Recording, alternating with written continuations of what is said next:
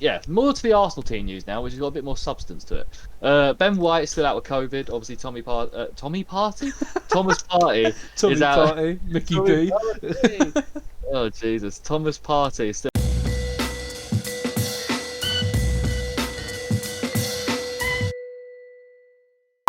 Right. What's going on, everyone? Welcome back to the Footy Fetish podcast with myself, Alfie, and Ollie. It's just us two today. Yo, Yo. just the boys. Just The the boys. dynamic duo. That's it. That's it. Unfortunately, yeah, Mark is away from the weekend. And Harry is working, so it's just me and Ollie today. Just your two favourites, the two fan favourites are here. Exactly. And yeah, today, obviously, as you guys know now, this is the week 3 preview of the games coming up this weekend, and we've also just got a bit of news and stuff to get out of the way because actually, since we last streamed, Ollie, there's been quite a lot of stuff going on, mate. In 2 days, mate. Well, technically 1 and a bit days since we last streamed, but yeah. Exactly, man. There's been loads of stuff going on. So first things first. Let's go through Gareth Southgate's 25-man England squad for the World Cup qualifiers. We'll briefly run through this. To be honest, I didn't even know this was getting announced today until it was sent in the group chat. Yeah, never did. I was thinking, like a day or so ago, I was like, oh, I wonder, because I know the international break's come up. I was like, I wonder when they're going to announce the team. And then, lo and behold, here we are. Yeah, so I'll just quickly run through it, and then we'll just, see if there's anyone glaring off the list, or if anyone that you're surprised has been included. So we've got the keepers. We've got 3 keepers, obviously: Sam Johnson, Jordan Pickford, and Nick Pope. That seems pretty across the board for me. I don't see any problems there, really. Don't know why Aaron Ramsdale's not there. Oh yeah, of course. Well, he plays for the biggest club out of all these lot, so which is actually true. Yeah, funnily enough. Yeah. Defender-wise, we've got Trent. That makes sense. Connor Cody. Okay. Reece James, Harry Maguire, Tyrone Mings, Luke Shaw, John Stones, Kieran Trippier, and Carl Walker. I think that's pretty fair enough. I mean, Connor Cody, again, I think he's just there for numbers, really. Like, he was at the Euros, didn't play too much part in the Euros, but I think he's quite a good locker room guy, if you know what I mean. A good atmosphere. Definitely. In the dressing room. But no, really, any glaring omissions off there, Ollie, that you come to know? Obviously, your man Ben White's not another Arsenal player. Yeah. The one time, obviously at the Euros, there was only 1 Arsenal player in that squad, and now we've signed 2 more that should be in the England, or were in the England squad. Yeah. And now they've signed for Arsenal, they're not. Exactly. Oh, Ollie. Oh, Ollie. I can only assume Ben White's not there due to illness and stuff like that. Obviously, he's had COVID and that. Either way, it's only World Cup qualifiers. I don't think he's going to be too disheartened about missing out. I think he probably would have taken Connor Cody's place, I imagine. I assume so, yeah.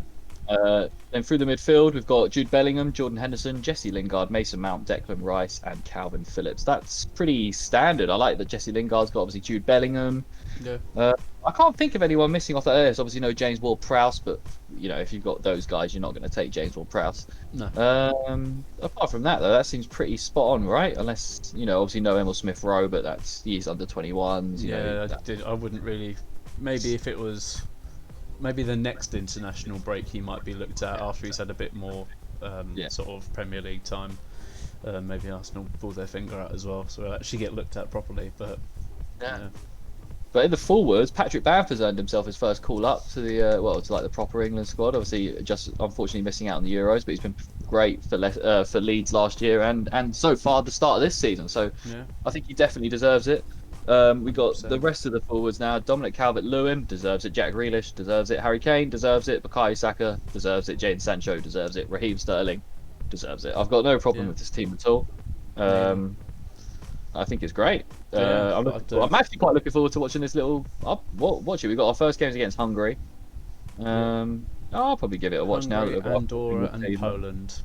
Oh, there should be dubs all across the board then. 100%. No problem. But I feel like that was a pretty bang-on team. There's nothing really there that's too. No Marcus Rashford, but injury, I guess. Yeah, I was just about to mention that. Yeah, obviously not too surprising that he's not there. Yeah, no. I think that's fine, really. So Dean Henderson injured, or is he? I don't know what the situation with Dean Henderson is because De Gea is starting, isn't he? But Dean Henderson's been on the bench, so. Yeah, I assume he's fit to play, but I guess they're just Ollie's favouring De Gea, the old guard. Yeah. Fair play. Considering now De Gea wasn't starting for Spain in the Euros. Yeah, no, and barely starting for United at the back end of last year. But Exactly. but on to maybe the craziest news so far this week, and if it happens, I don't really know. If it goes through, I'm purposely losing this week in fantasy league because there is genuine potential that Cristiano Ronaldo might be coming to the Premier League, Ollie. For 25 million as well. 25 million. Now, there's been some conflicting reports. According to Portuguese journalist Gonçalo Lopez, he said that apparently the deal is done. Yeah.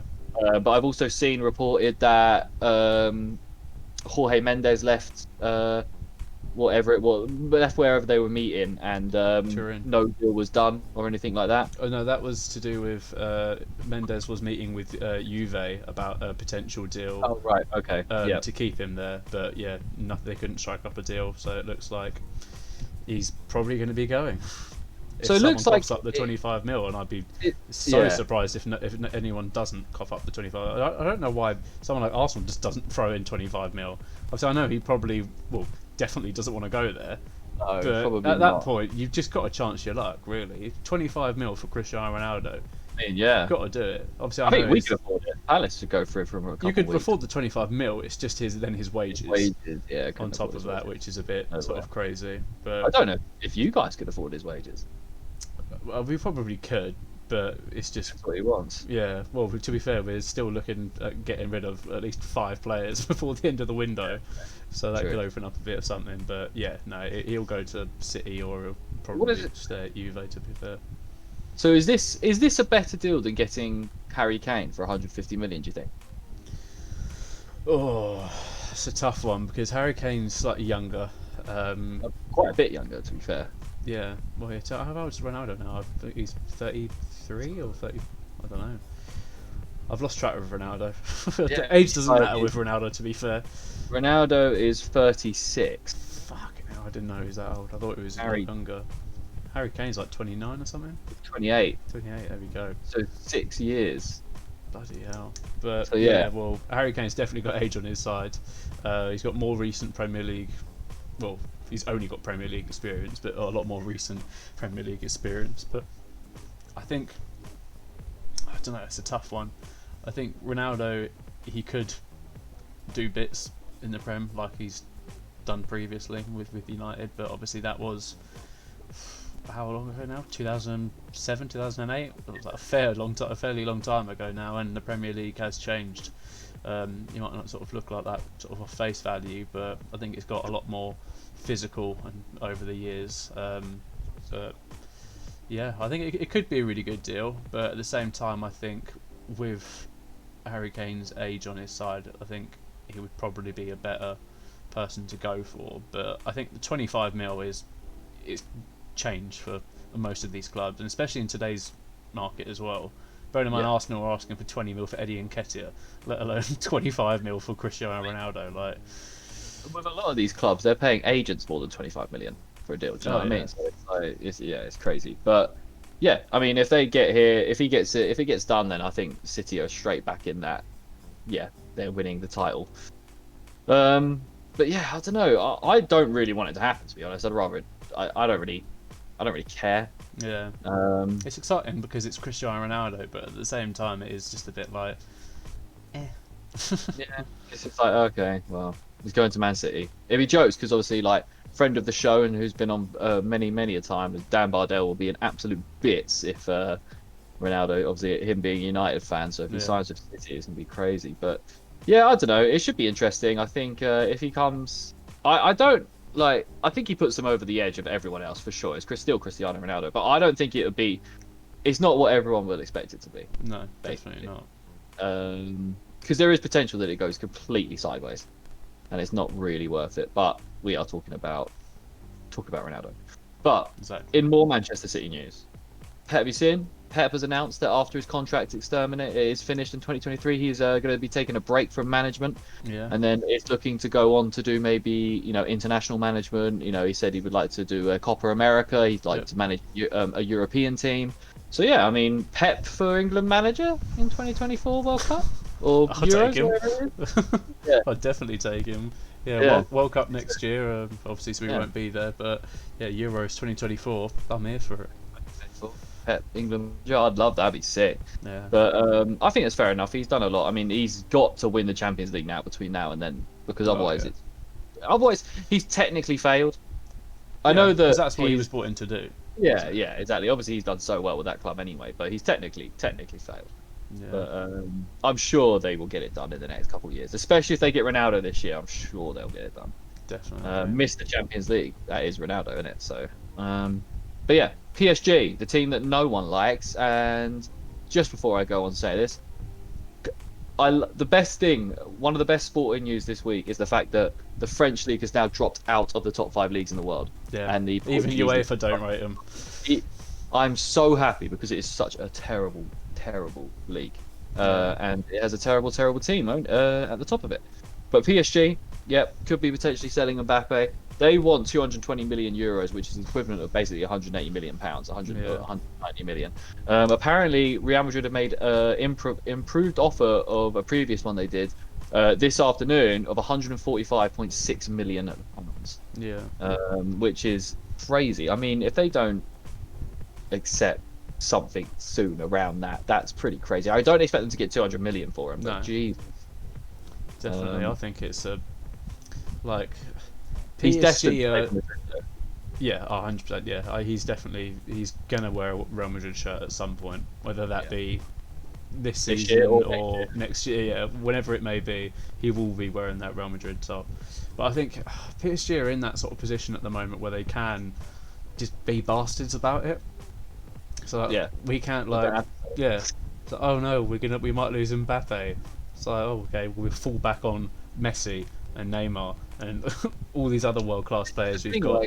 But at the same time, they can they don't necessarily, because he is such a young player and he's so good for them, they don't necessarily want to get rid of him. So they're just making it as difficult as possible for people to buy him. And if someone does meet that valuation, then they're going to be happy about it, and they're going to have a hell of a healthy sum to help bring someone in to replace him if they are going to replace him straight away.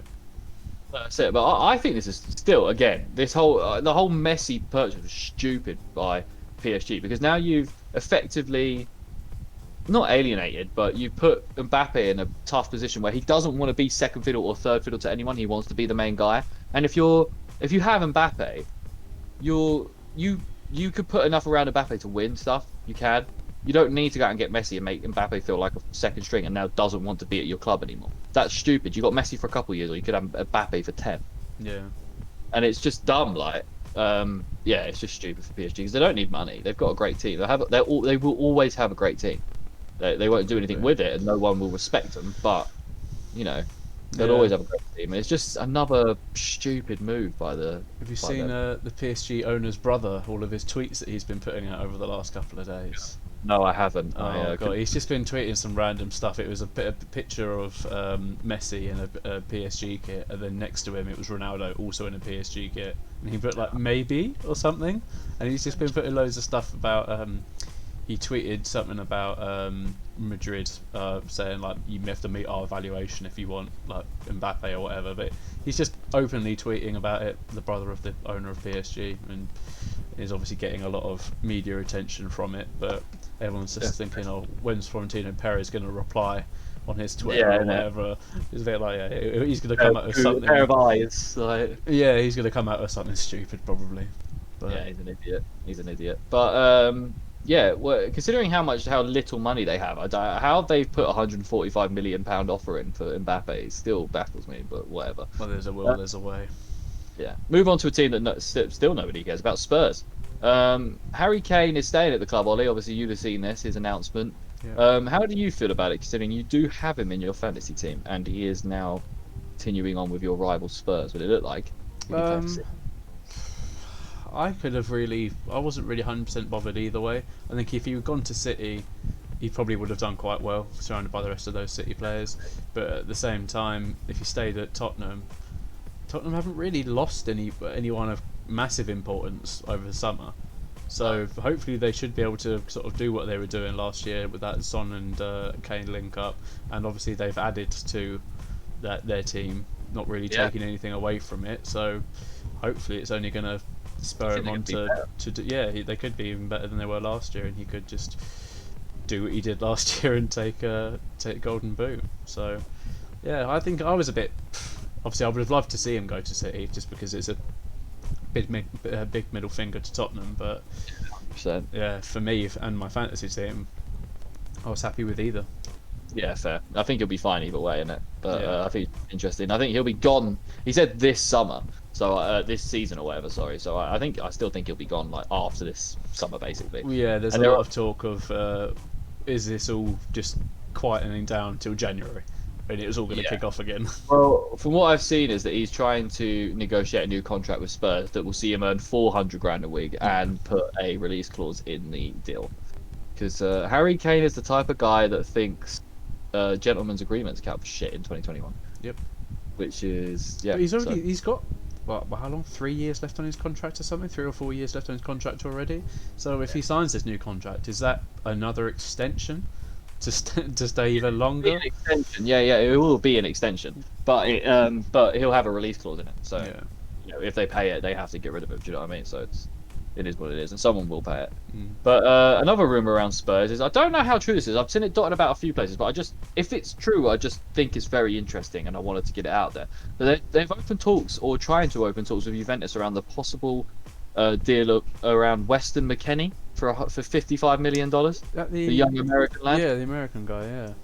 He's very good. He's very good. If they can get him in and as well as all that, mate, they've done that. They've had a great window. Yeah. From what was horrific at the for basically the majority of They've it. started very late. Well, they started to gain traction very late with their obviously transfers and their manager and everything. Just nothing happened for so long, and eventually things have now started to move, and it's actually looking slightly more positive for them. Exactly. Can you imagine if they get a Dharma Traore and Weston McKennie and by the end of the transfer window? That'd be fantastic. Yeah.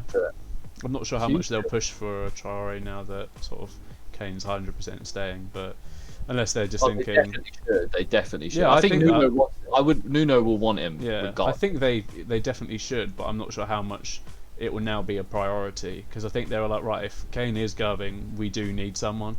But obviously now Kane is staying, they're like, okay, well, he probably will go at some point, but we might as well still pursue it now instead of sort of maybe Traore having a good season at Wolves and then they go back in January or next summer or something to try and get him, and the price has gone up. But yeah. Who knows? But I reckon they'll get at least one of these deals done. I think they'll get a Traore or a McKennie. McKennie, maybe not McKinney, sorry, because I don't think Juventus want to get rid of him, and they don't need to. So we'll see how that goes. But good news for West Ham fans: Kurt Zouma has signed. Completed his medical today, signed today, all done. Great addition for an already strong West Ham team. Yeah. Zouma will go straight into that first team. And that's great for him. He gets to stay in London. He's playing under a really exciting club at the moment. West Ham, they haven't done much, but this is a great deal. And it also looks like they might be getting in Jesse Lingard before the window. I don't know in what capacity, if it'll be another loan deal or more of a permanent switch, but man, I think if they can come out this window with Kurt Zouma and Jesse Lingard permanently on the books, and I think they could be definitely in it for like another top 10 finish. I still think that they're going to struggle with all the matches they've got to play, and they still do have a small squad. Any injuries, they are screwed. Yeah. So, yeah, we'll see. We'll see what happens. But West Ham, man. Yeah, I think that's really good for West Ham, to be fair. As much as some people probably might not like them or anything, but I think, this is only going to help improve them. I don't think they're going to sort of slack off now by any means, thinking, we've got Kurt Zouma in. Obviously, we started to have a good first 2 games, and maybe we can take our foot off the gas a little bit or whatever else, just in case any injuries do happen. I think they should just obviously keep going at it and keep sort of pushing on, really. Obviously, will always have that in the back of their mind about, obviously, like you say, the amount of games that they have to play and any potential injuries. So, be interesting to see what they do this year. But they've only gone from strength to strength. That's it, mate. Yeah. That's it. They're doing better and better. Also a good move for Jesse Lingard, I think. As much as Ole might say, he's in my plans for this season or whatever, you've seen obviously some of the players that they're bringing in and that they've got and they've brought in. I can't see him starting in front of many of them. Obviously, you might be like, you can start in our cup games or whatever, but a player like Jesse Lingard, he wants to start Premier League games and Surely week in, week out. Exactly, and obviously I think Jesse Lingard's probably going to be pushing for that move as well to go to West Ham. He should be, because he was great there last year and could be even better this year. So yeah, definitely. should definitely do it. But right, that's for the news, boy. Should we get into the week 3 preview? We should. How's that been going? I feel like we do this every single time, and I say this every single time. But we're starting with your boys. Man City are playing Arsenal. It's the first fixture, Ollie. I didn't do this, okay? It's just the first fixture of the weekend, okay? See how it is. No. You know, we're going through it. So I'll just give you some team news, then we'll talk a little bit about the game, what we think, and we'll give a little score prediction at the end. So team news for City. Obviously, we know Phil Foden is still out with an injury, and there's no date on his return basically at the moment. He is just out, which is a shame for him, but they're fine at the moment. KDB isn't fully fit yet.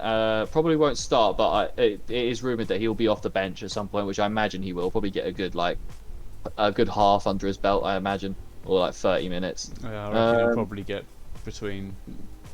I think he'll get maybe around 20 minutes, 20 or less minutes. I don't think he'll get a full half because I don't see Pep making changes at half time unless they're 3 or 4-0 up already at half time, which is definitely a possibility. But sorry, or losing. Or losing, yeah, maybe. But yeah, more to the Arsenal team news now, which has got a bit more substance to it. Ben White is still out with COVID. Obviously, Thomas Partey is out. Mickey B. Oh Jesus, Thomas Partey is still out with an injury, as well as Lacazette. I thought he was out with COVID. I didn't realise he's actually injured. Well, Lacazette played last night for half an hour and scored. Oh, okay. I don't know then. Maybe I must be wrong. Never mind. Let's get Lacazette out of there then. So it's just obviously Aubameyang is back now and should probably look to start this weekend. I'd imagine he has to. And then it was just saying here, Ødegaard and Ramsdale probably feature on the bench, but I think it might be a little bit too early for them to start a full fixture. Yeah. What do you think about that? Do you think Ødegaard could start, or do you think Ramsdale be on the bench? Yeah, I'd prefer Ramsdale to be on the bench and Leno starting. In all honesty, but I'd be happy with Ødegaard starting, to be honest. He played really well last night. He got an assist under his belt. Obviously, I know we were playing the West Brom youngsters compared to the first Man City team, but he had a really good game. He looked confident. Obviously, just fit straight back in, like he hadn't even gone back to Madrid for a couple of months, however long it was. So I think, yeah, if he's not too knackered or whatever from playing, I think pretty sure he played the full 90 last night. But yeah, hopefully if he's not too knackered, he will start, because picking in balls, controlling that midfield, he looked very good. Yeah, definitely is much better from the boys. What do you expect to get out of this game, Ollie? If you're thinking about it, do you think the boys can improve on? Because getting a win is a big ask, but you want to see a bit more from them. Maybe you saw in the Chelsea game and the Brentford game. Yeah, the only thing that I'm thinking is, it's dependent on our back line, in all honesty. Because if Ben White's back, hopefully he might be able to do something. Obviously, Gabriel, pretty sure he's still injured. I don't think he'll be playing this weekend. But yeah, it depends on who we're starting in the back line alongside, because I don't think Pablo Mari should start. But I also don't think Rob Holding should start. But other than that, who are we going to put next to Ben White? Yeah. We haven't really got anyone else that we can put next to Ben White that's fit anyway. So, and if Ben White's still out, it'll probably just be Holding and Mari, we can imagine, with a right back of who playing right back for you at the moment? Well, we played. Who did we play yesterday? We played Tavares and Sead Kolasinac yesterday. Cedric plays at right back, doesn't he? Cedric did play at right back against Chelsea, and Bellerin started against Brentford. But yeah, last night we played of a back five. And we had Kolasinac and Tavares, kind of like our wing back options. Do you play a back four for this? For this, I'd probably want to play a back four. If I'm being, I think a back four. But then it's just, I think we should still start Tierney, depending on obviously how serious his knock was the other day after he came off. I think he did have a bit of a torrid time, but I don't think he can be entirely blamed for that. I think he was obviously having to cover for Holding and Mari, who were just both of them having to mark Lukaku at the same time, still obviously didn't help. But it's obviously that brings Tierney in from sort of being out wide and covering Reece James or whatever. And yeah, I still think Tierney should start. I think one bad game you can't completely write him off. I think he's probably our best option at left back at the moment. Tavares hasn't showed enough to put Tierney out of the team yet. No, definitely. He had a great game again last night, but yeah, he can't be. He's not going to be starting ahead of Tierney, especially not against City. And then I think it might have to be Bellerin at right back just for that pace. God. Yeah. Because I think that's where we're going to get destroyed, just sort of on the wings and stuff. So yeah, definitely. Probably start Tierney and Bellerin, but who knows? Yeah, and we can imagine Aubameyang will start probably up top or on the left. Yeah, I imagine up top if there's no Lacazette up top. If Lacazette's in, then obviously Lacazette will probably start up top. Yeah, well, that's the thing. It's Lacazette obviously again last night, great game. He had a great game, got a hat trick. He should definitely be starting. I think Lacazette, he did come on, but he didn't he had an instant impact. He scored after about a minute of being on, but at the same time I don't think he's 100% fit to be playing, to be starting necessarily. Because obviously he's just come back from COVID or whatever, no injury, but just come back from COVID. So hopefully, yeah, I'm gonna say Aubameyang will start, and maybe Lacazette will come off the bench, and Aubameyang move on to the left at some point. But yeah, I don't really see Lacazette 100% starting. I don't think. No, fair enough. Would you start if he's not going to 100% start? Would you start Aubameyang up top, or would you put Aubameyang on left and start Balogun up top? I'd probably, if Lacazette's not going to start, I think I'd start Aubameyang up top. I don't think Balogun's going to be right to be starting this game, if I'm completely honest. Yeah, fair. No. You can't really trust. He's out of depth in the Brentford game. Yeah, that's what I mean. He wasn't amazing in the Brentford game, and that's Brentford, let alone the masterclass of City. Yeah, I think from my perspective, obviously as a neutral to this game, I think that I actually think we'll see more from both teams than we have so far. I think City will continue to improve, and Grealish will continue to get comfortable in that squad, and they'll be good. And I actually do think we'll see something from Arsenal this game with the return of Aubameyang and that. I think they'll be this will be a better performance than we saw against Chelsea and against Brentford, and that will be because I think you will score. Yeah. I still think you'll lose. Now my score prediction is 2-1 to City, but I think you'll be right in it. I don't think it'll be as mad as what other people say. Can I get a score prediction from you, Ollie? Yeah, I'm gonna say, I think 3-1 City, because I think I'm within agreement with you in the sense that we will score. I think last night was definitely a result we needed. It wasn't just a win; it was a 6-0 thrashing, and it just gave everyone the confidence. It got sort of the fans back on our side, or partially back on our side anyway.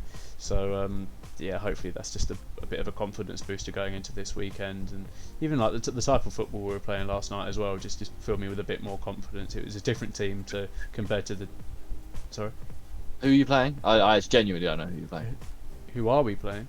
Who were you playing? Last night we played West Brom.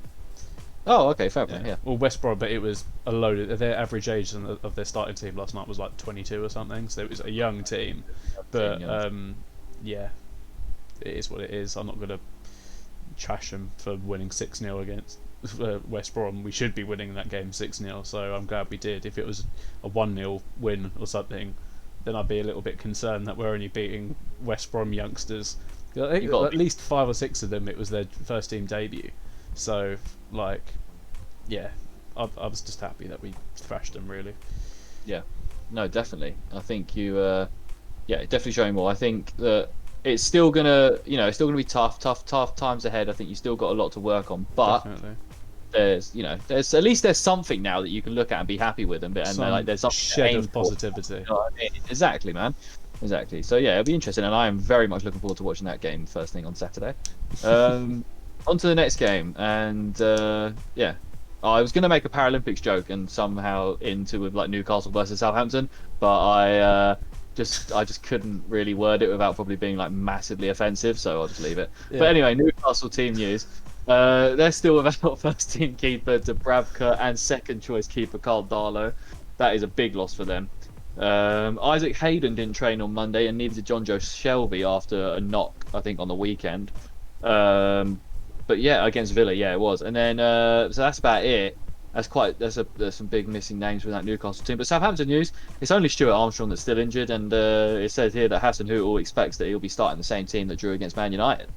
So I don't see why they would change it up. To be honest, they had a good result considering, but they obviously consider it was against United. So yeah, if it ain't broken, don't fix it.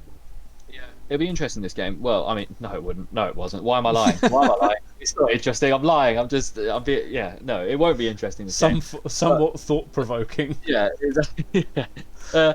But something like that might potentially, be not boring in this game is how, both of these teams going forward have sort of struggled a bit this year, and they've got players to get goals. So I'm just, it'd be interesting to see if they, Shea Adams can get, he got his goal, but it was a massive deflection. Like, we can't act like that wasn't it wasn't even a Shea Adams goal. It was a Fred own goal. Callum Wilson, obviously St. Maximin have been good, but they haven't been consistent so far this season. Yeah. And both teams have pretty shaky defenses, so I think it'd be interesting. I think there'll be some goals in this game. Yeah. Do you think Joe Willett will start? I don't know if he'll start because I think he's still trying to get up to match fitness. So you might see him come on at like half time or like 60 minutes or something like that to give him a good run out. Yeah. But they'll want to. I wouldn't be surprised if it was like a half time change, or maybe if they even did start him, because they're going to want to get him up to speed as quickly as possible, especially with John Joe Shelby out as well. So Southampton, though, I think that they'll basically start the same team that they did against United. There's no reason to change it. If it ain't broke, don't fix it. Off the back of, I think Newcastle have the better team with like your St. Maximin and your Wilsons and your Willocks and these guys. But I do think with the Southampton coming off the back of that 1-1 win. I guess it is a 1-1 win really for them. Yeah. Against Man United. I think they'll be riding high on that. And I'm going to go a little score. I reckon it's just going to be a 1-0 Southampton. A little scrappy away win for the South Coast boys. What do you reckon, man? I agree with you in your opinions about Newcastle probably having a better lineup for a better team, but I think Southampton will probably do more with the team that they've got. St. Maximin and Wilson have been they're good players, don't get me wrong, but they've been struggling with the finishing in the first two games. Should have converted a couple more chances than they have been sort of doing, really. So I'm gonna go 2-1 Southampton. 2-1 Southampton. So you think they'll get? Hopefully it's Callum Wilson, because I need him in my fantasy team. So Callum, get us a goal, lad. You score as much as you like this weekend, Callum. You're not playing. Not playing me in fantasy, so. This weekend. But so we've both gone for the Southampton win. I think that's pretty safe. I just think Hassan Hüttl as well as a manager has got a bit more about him than Steve Bruce does as a manager. That's not hard. Yeah. A bit more about him could also lead to back-to-back seasons of 9-0 losses. But they've also had some very good wins in that time as well. So yeah, I think Southampton will be all right, and I think Newcastle will be. Did you see the score of their game last night? Who? Southampton. They won 8-0 against Newport.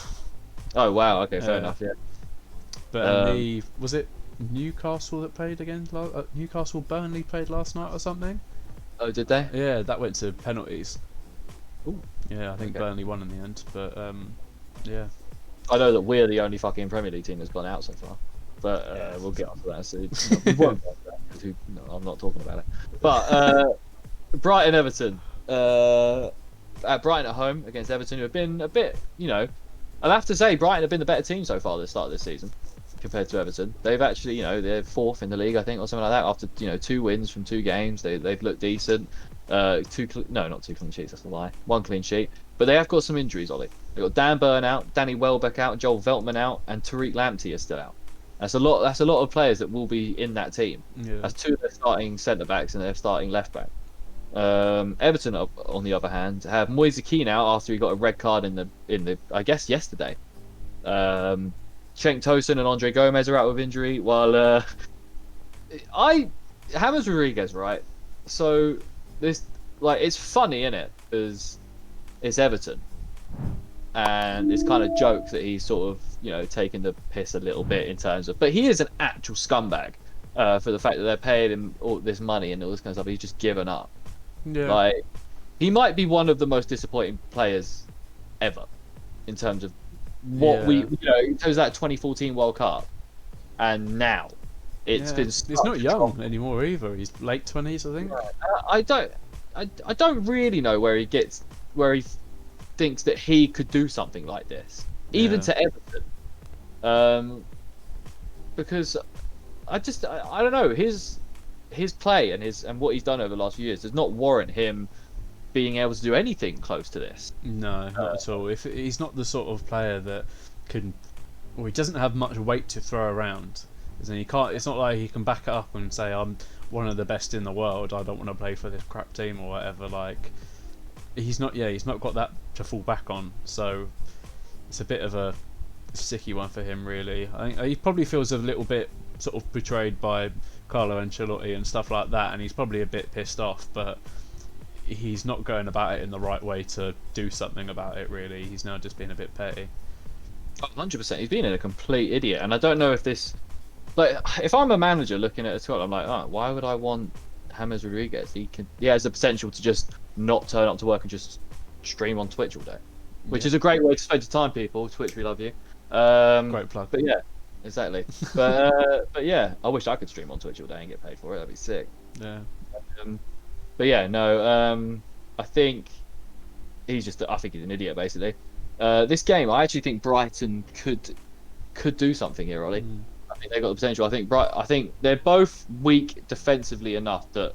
So I think Dominic Calvert-Lewin will get a goal. I do think Everton will score, but I just can't trust Everton keep a clean sheet. I don't know what it is about Pickford, but he does take a step down. I think it's the rest of the defence around him as well, because he's pretty shoddy. Yeah. Michael Keane was horrific last weekend, and we know Yerry Mina's not very good. So yeah, I don't know. Any thoughts? I'm thinking that maybe I think it's probably going to be a draw, because I think Everton haven't been as bad as I thought they were going to be going into the season. Not to say they've been good, but they've not been as bad. And Brighton have maybe been a bit better than I thought they would be. But obviously with the injuries, I just don't know whether it will be a 0-0 or it will be a goal scoring draw, because with their defences it could be maybe a high scoring draw. It could be like a 2-2 or something, but it's hard to put an actual score. I think there will be a draw, but yeah. But the thing is, you don't know if Brighton are gonna just go back to the same old Brighton ways of just not being able to put anything away. Exactly. So if they do that, if they've, if this I mean, they've had decent games. Like their first two games have been easy. There's fixtures that they should have won, right? Yeah. What was it? Watford and who was it? Burnley, and then who did they play last week? They played Leeds. Oh wait, we're talking about Brighton. Sorry. Yeah, we're talking about Brighton. Oh, sorry, yeah. Watford last week, and then Burnley, yeah. Burnley the week before. So yeah, there's two games that they should win, considering that they've been in the Premier League how far long. They're better than Burnley, and Watford have just come up. They should beat Watford. Yeah. So yeah, I think they. I don't know. I'm going to go a 1-0 Everton win. Fair. I think I might go 1-1. 1-1. Given the benefit of the doubt, I'll say that they'll both score, but it could also be a 0-0. Praising Brighton so much just now, and I've still managed to get them losing. But yeah, fine. We'll always stick to what we know, innit? Yeah. Oh god, not one. I'm really not looking for West Ham Palace, man. Yeah, only West Ham news is Masuaku's still out. Palace, obviously, we know Olise, Eze, Ferguson, Milivojevic are still out. Obviously, Olise is it's been confirmed that he's going to make his debut in September. He's going to start. He's coming back in September. And Eze should be back before Christmas, which we need. I'm not very excited for this game at all. I think we're going to lose. I like to think that we're going to get a goal, but I'm not 100% sure. There's no reason why I should think that we're going to get a goal. No. But it's on my own pure backing. But if I'm going to be honest, I think, I don't know. We just need a striker, man, because we play nice football. But we just don't have anyone to put the chances away that we create basically, and that's our big problem at the moment. So I think, but our defense is better. I don't think we're going to get done like Leicester. I think we're going to lose 2-0. Yeah, after the start that sort of West Ham have had, and you guys haven't had a bad start by any means. Obviously, you played Chelsea. I think you're always going to lose that. I think the Brentford game probably caught you by surprise a little bit. Should have won that game, or could have won that game for sure. Could have won it, yeah. I think West Ham are going to win.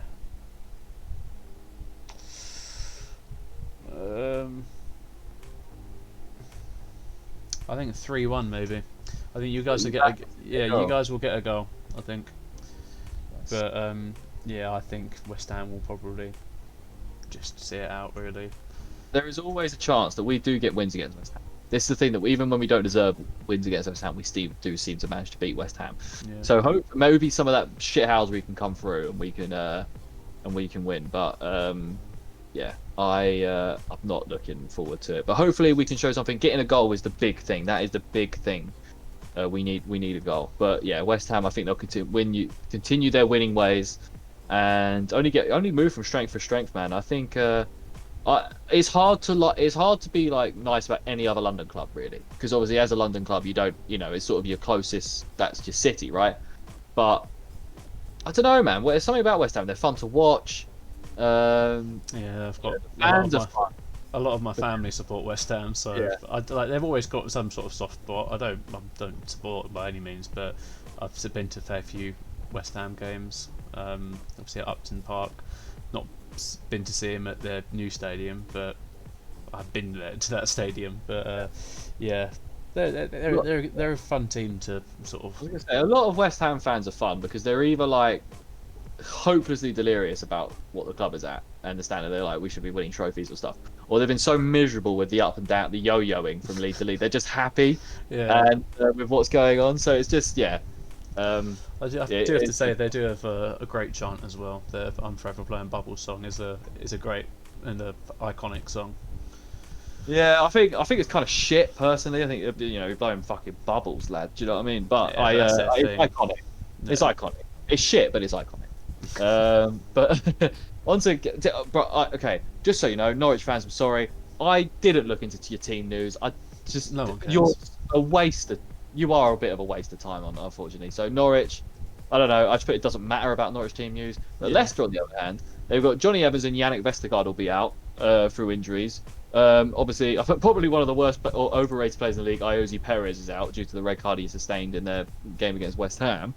But unfortunately, Mark isn't here to celebrate. His favourite player's back. Oh my God, Castagna's back. Castagna. He's back, and he should be starting ahead of Luke Thomas this weekend. So I know he'll be happy.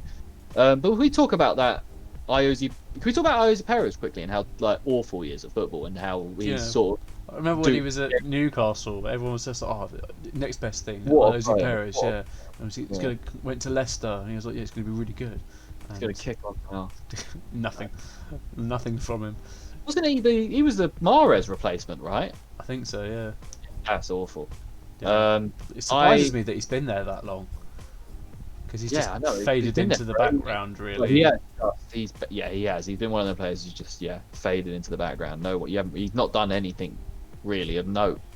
But yeah, I think this is. I really don't think any of us will be predicting a Norwich to win or draw any games this season. Not at the moment. So, the way they're going, I think Leicester will turn the ship around. I think you'll see like an Iheanacho start. You'll see Castagna back in. I think, I think it'll be much easier. They'll have a much better time, and I do think that they're going to put Norwich to the sword and run them out 4-0.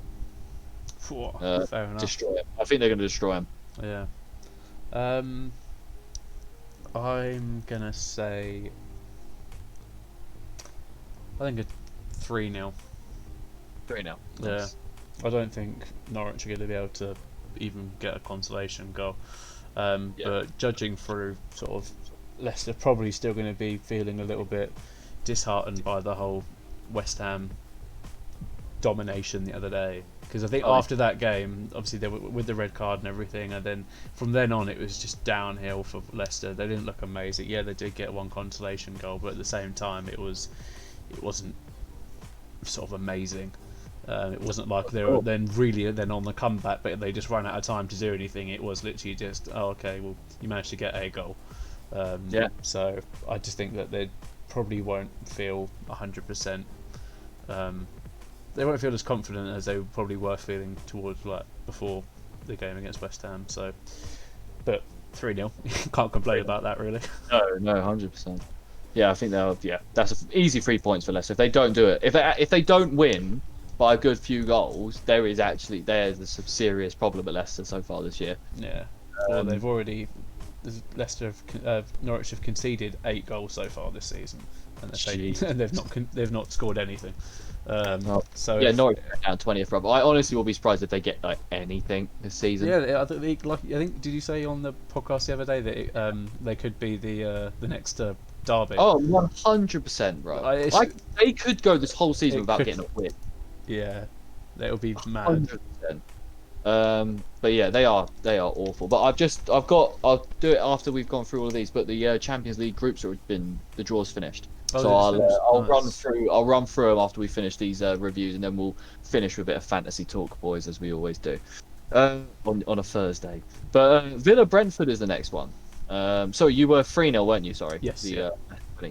So Villa Brentford team news. Obviously, Ollie Watkins and Leon Bailey, as they're still questionable, making their returns from injury, but you'll probably see them on the bench and making some sort of making some sort of appearance. But Traore, Sanson, and Trezeguet are still out.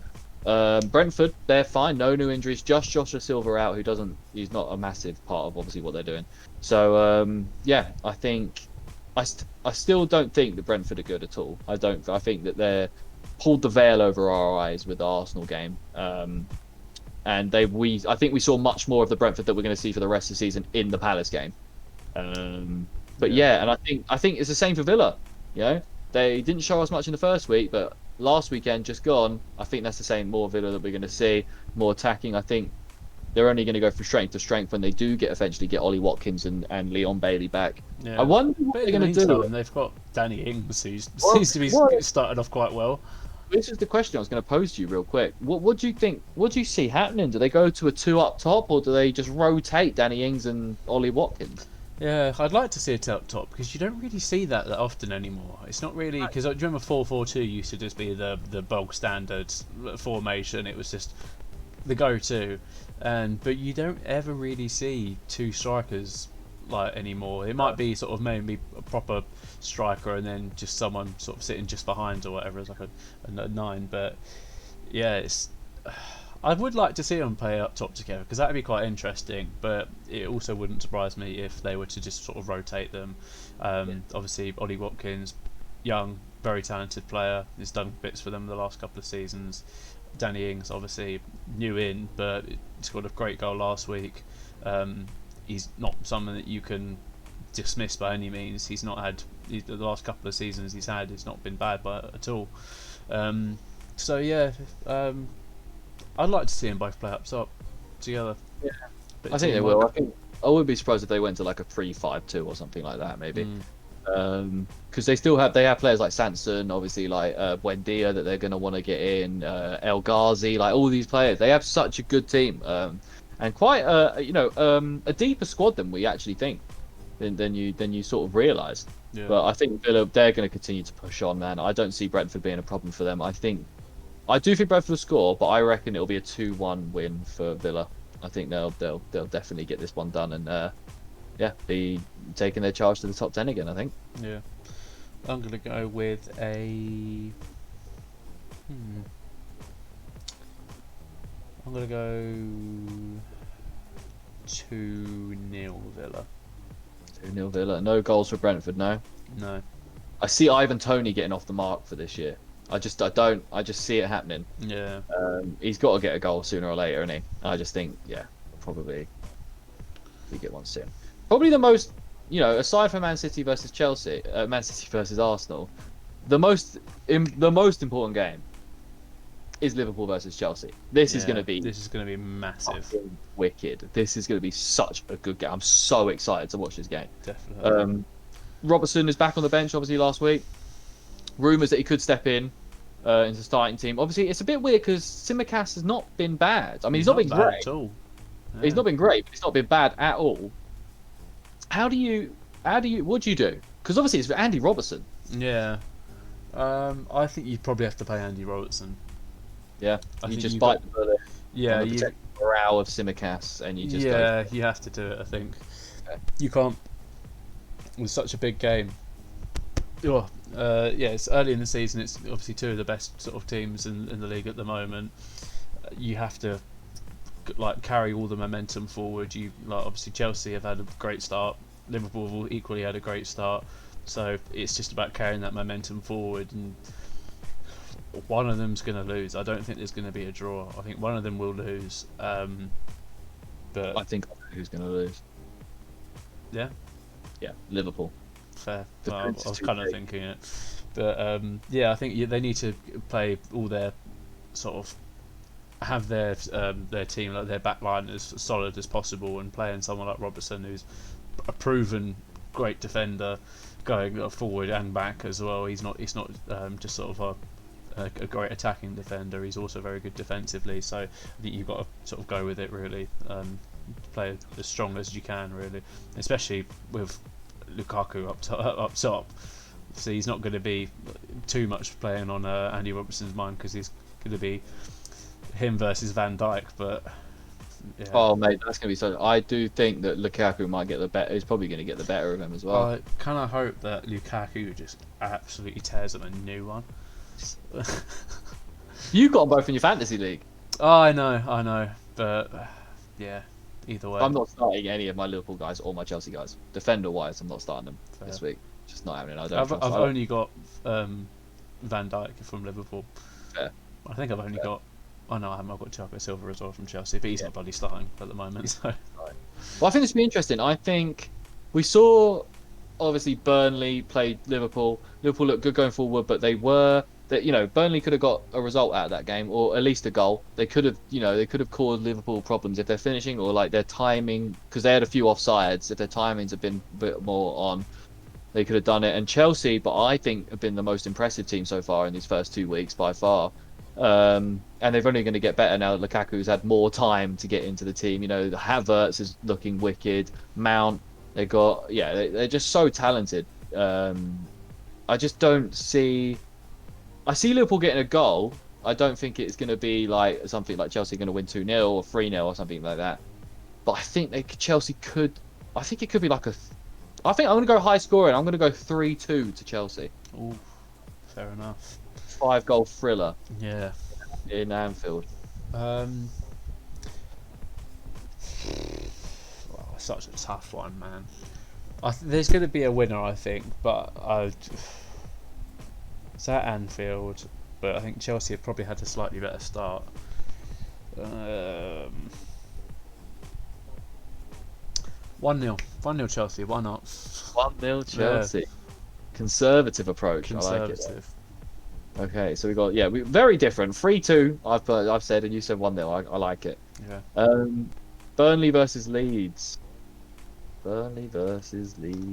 Actually, sorry. Going back to the Liverpool-Chelsea one, I think that this is going to be a match that you say, like, towards the end of the season, you'll be like, I think something will happen in this match, and it'll be like, if this didn't happen. Yeah. It'll be this game, this could be costing a team something. Do you know what I mean? Like a top 4 finish or something, or like the title or something. Yeah. Liverpool will finish 5th because of this result. Yeah, just something like that. I just think it'd be like, if so and so hadn't got sent off or injured or if that goal had been allowed or something. I think something like that. It's got the make of it, because both teams are going to fucking go for it. So 100%. It's got the making for something like that. Whereas a game that probably doesn't have much in the making is probably Burnley versus Leeds, man. Yeah, not at all, I don't think. Yeah, not much team news really. Vidra, Ashley Westwood is still out. Dale Stevens and Kevin Long still out for Burnley. Leeds have no real injuries, man. They got Llorente back now. They're looking good, man. They did well. Who did they drew with Everton, didn't they? Yeah. Rafinha scored that absolute banger. and Bamford was looking really good. And then they lost to United 5-1 on the first they weekend. did lose to United 5-1. They're due a win, and I think this will be their first one. I think Burnley are decent. They showed us what they can do in terms of like against big teams, that they can, they can cause them problems and disruptions with their physical play and, being a bit more gung-ho. But I just don't think they have the quality to actually do anything about being a nuisance to these squads. That's the thing. They're a very defensive-minded team, Burnley, and they always have been under Sean Dyche. He is just that defensive-minded manager. But I think with Leeds, what they've got to offer up top, I think, yeah, they're going to. Another with Calvin Phillips being fitter. You got all these players coming back. Llorente, who was huge for them last year, is back now. So that's it all counts. It all matters. Do you know what I mean? Exactly. So. What do you think, Ollie? We'll go to you first for this one, because I'm in a bit of a tough time with just how many goals Leeds will win by. Yeah, I think 3-1 Leeds. I think Burnley will get a goal, but 3-1 Leeds. Okay, I'm gonna go 2-0 Leeds. Nice. 2-0. Same goal difference, but you fancy Burnley to get a goal, cause a bit of some of their disruption might actually come through. Yeah. But Burnley, man, they're looking like they could have a rough season. Wouldn't surprise me if Burnley actually score first and then Leeds come back and get a couple. I really think this could be Burnley's. This could be it for Burnley. Do you know what I mean? This might be Burnley. I think they might have ridden it a bit too long. This old Premier League wave, but yeah, we'll see how it goes.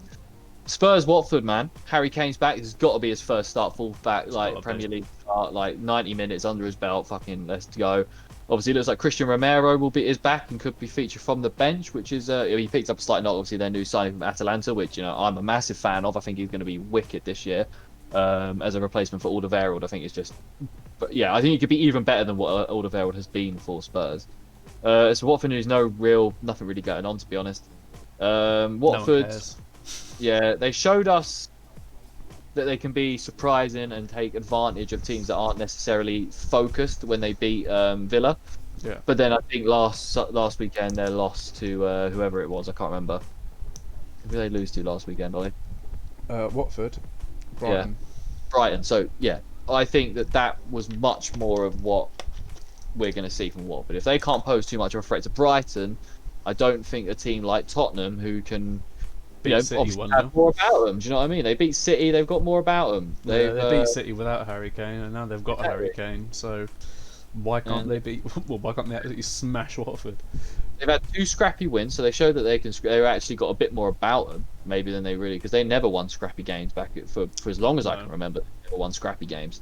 So yeah, I think this could be bad though, with Harry Kane coming back for his first game with Son, Mora, like these boys feeling it. If Brian Gill's going to feature, you never know. I'm going to say 3-0 to Spurs. Nice. I don't think Watford are going to do anything either, really. Lloris seems to have has had a bit of a new lease of life, it seems. Yeah, almost. I was going to ask about Lloris. He's obviously been very meh for a while, but he seems to be getting slightly sort of back on it. But I'm not sure if this is his time at Tottenham might be coming towards an end. I think they might potentially in January or next summer look to in summer from Atalanta, who's a very, very good goalkeeper. Yeah. So you never know.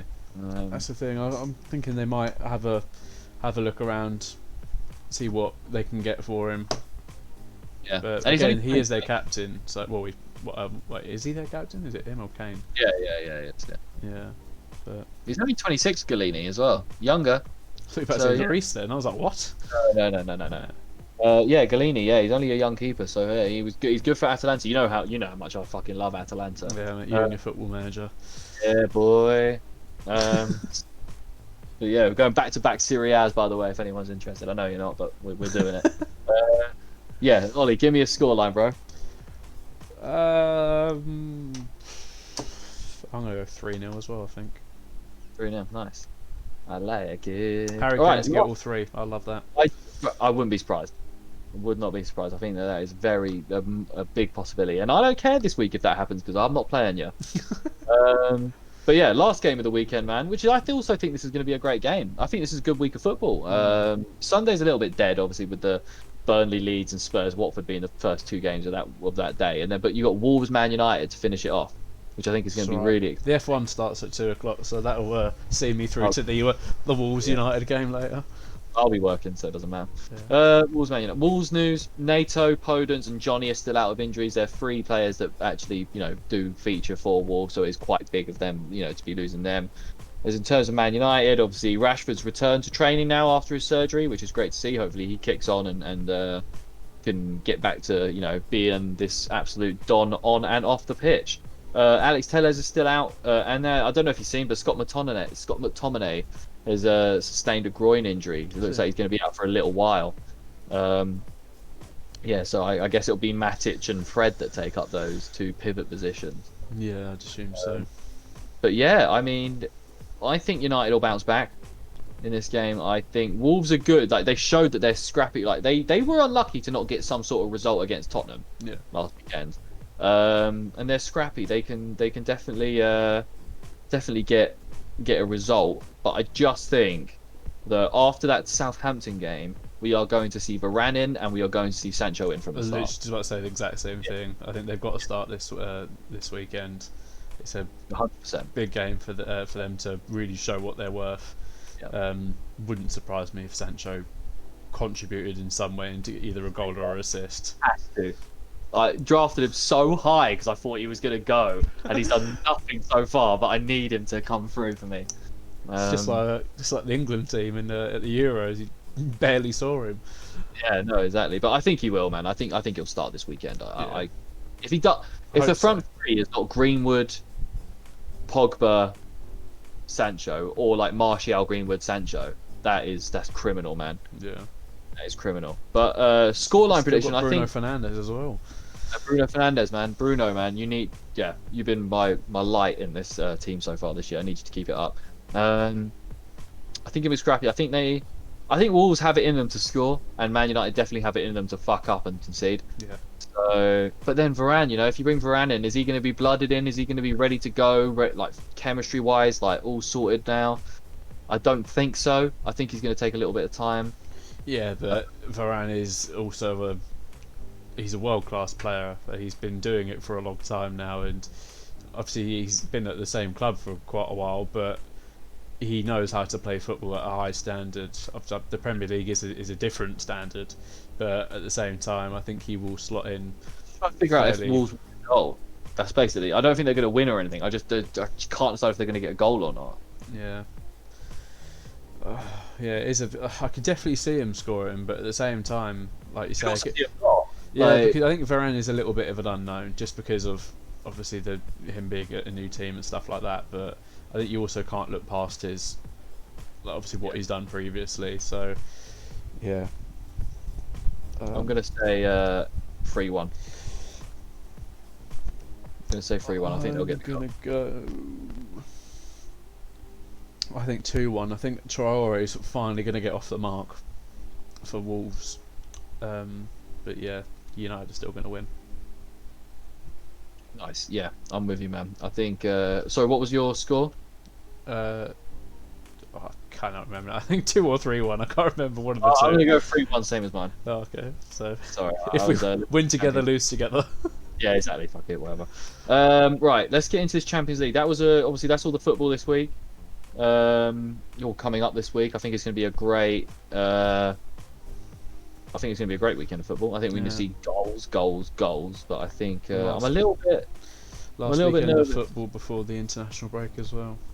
That's it, man. I know it sucks, but I've got England fever again, boys. After that Euros and that, I've got England fever. I'll watch their friendlies now. I'm excited for it.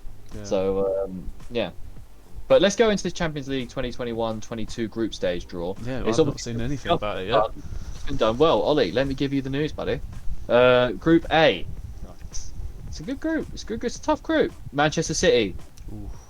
PSG. Ooh. RB Leipzig. And Club Bruges. I know who Ollie will be following in this group. Where's my Bruges shirt? There it is over there. Lovely. Group B. Atletico Madrid.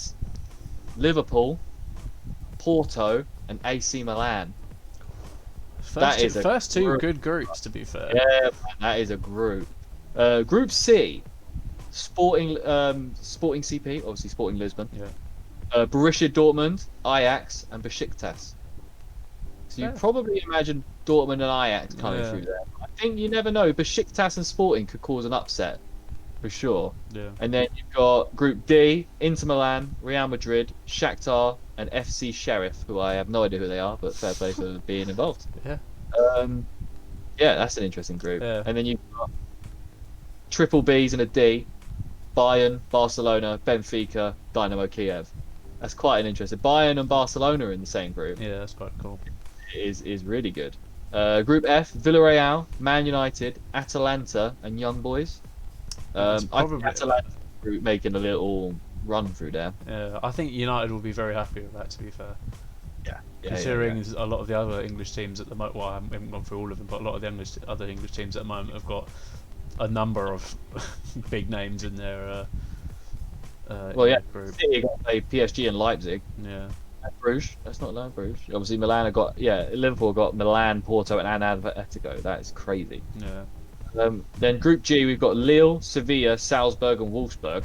How that group got made, fuck knows. Yeah. Because that is the weakest group by I was gonna say far. that's a mad weak group. Yeah. Like if Lille and Sevilla, I don't know.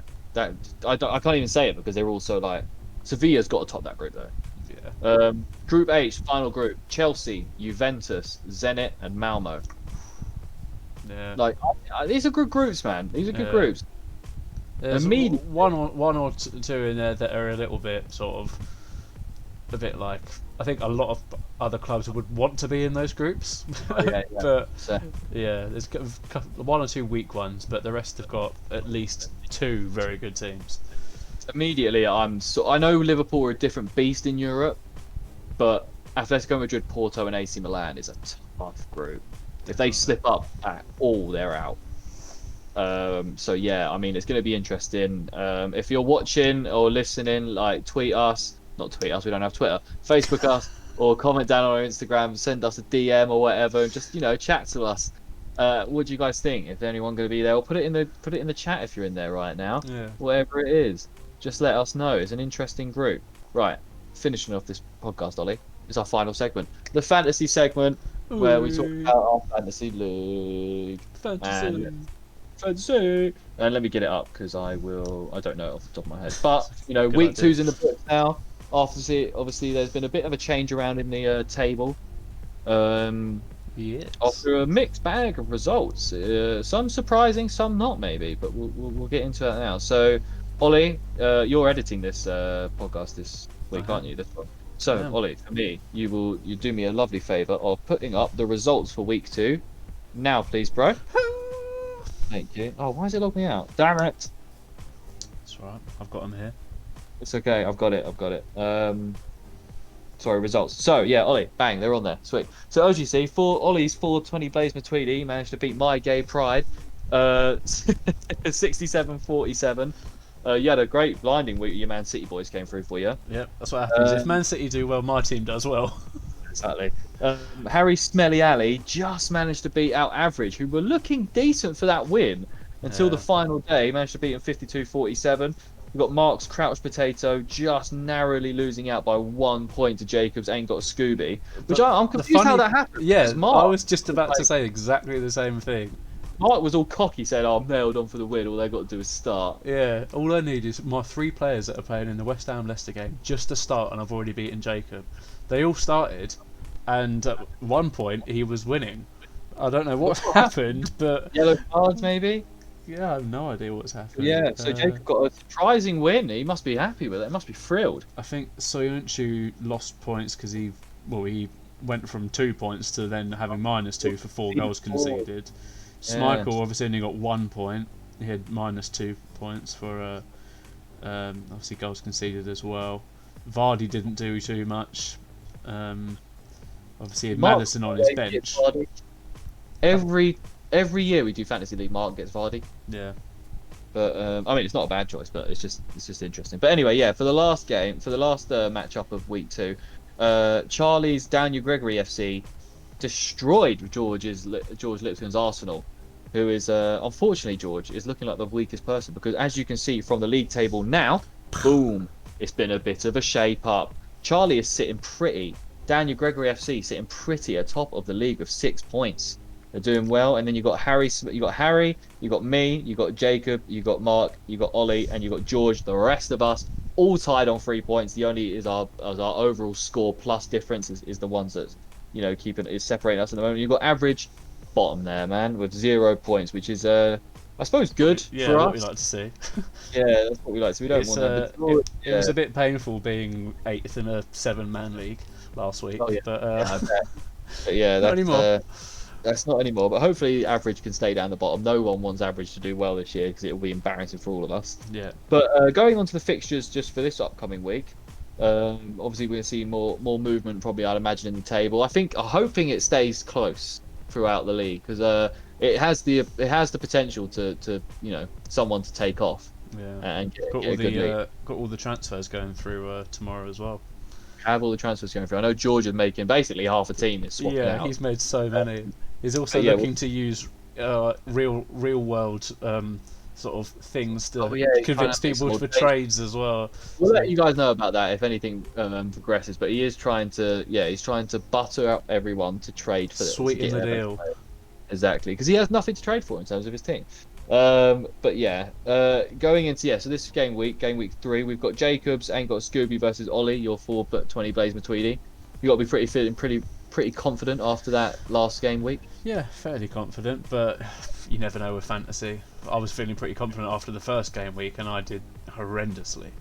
Yeah, so fair play. But average is taking on George's Arsenal. That's a big game. That's 8th versus 7th. George is going to want to win that game, otherwise he could be bottom of the league behind average.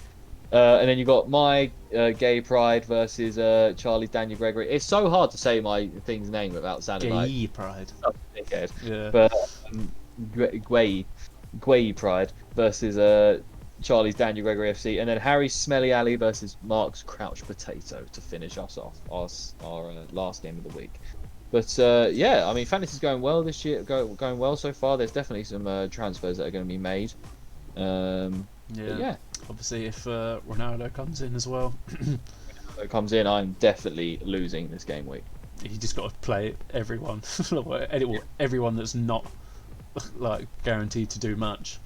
Yeah, boy. That's the thing. So even sometimes, if you try and intentionally lose, it's hard to do that because you start all your players that might be injured or whatever, but they're just going to get subbed straight out for the players that aren't injured that are on your bench or whatever. So yeah, you just got to hope and pray that they don't do well. But that's why I was glad that I did not too great in the first week. Pick up Lukaku, smash it in the second week, and hopefully just progress on from here. That's it, mate. That's it. That's the way. But yeah, thank you everyone for watching. We're done. This is another episode. Another episode done. Thank you. We just hit over that hour and 15 mark, so I think that's a good time to call it there, really, boys and ladies, if you're watching. But yeah, it's just been the dynamic duo today. It's just us two. If you want to see just us two in the future, let us know. We'll back the other two, no problem. We'll ship off Harry and Mark. Yeah, no problem. That's right. I can do the streaming and the editing. You can carry on doing what you do with the video. It's calm. Exactly. But yeah, right. Anyway, Ollie, thank you for joining me today. It's been a pleasure talking to you. You too. Yeah, no worries. And yeah, thanks everyone for watching. Make sure to like, follow, subscribe. Hit notification bells, everything. Like it. Give us a little heart, Mo Farah sign. You know we love them over here. Subscribe everywhere. Yeah, follow, like. We're on YouTube. We're on Spotify. We're on Twitch. We're on Apple Music. We're on Instagram, and we're on Facebook. We're on Vimeo. Probably not. OnlyFans. Oh no, we're moving off OnlyFans due to the ban and everything. But yeah, we can't do porn content on there anymore. So no, exactly. Actually, you know what? You can. They've reversed it. So you know. They folded the first fucking hurdle. Not surprised. Yeah. But yeah, no. Listen. Thanks guys for watching, and we will be back. Obviously, this episode for Twitch. If you've missed any of this episode you're watching on Twitch, obviously this will be out on Sunday, so you can get the full episode to start if you've missed anything. Obviously we did go over reviews and just general news, and then yeah, we'll see you guys on Tuesday. Twitch boys, we'll see you, and girls, we'll see you on Tuesday. And yeah, YouTube people, we'll see happy you. Sunday. Yeah, happy Sunday. I hope you've had a great weekend. Yeah, love you all. Thank you. Bye. Bye.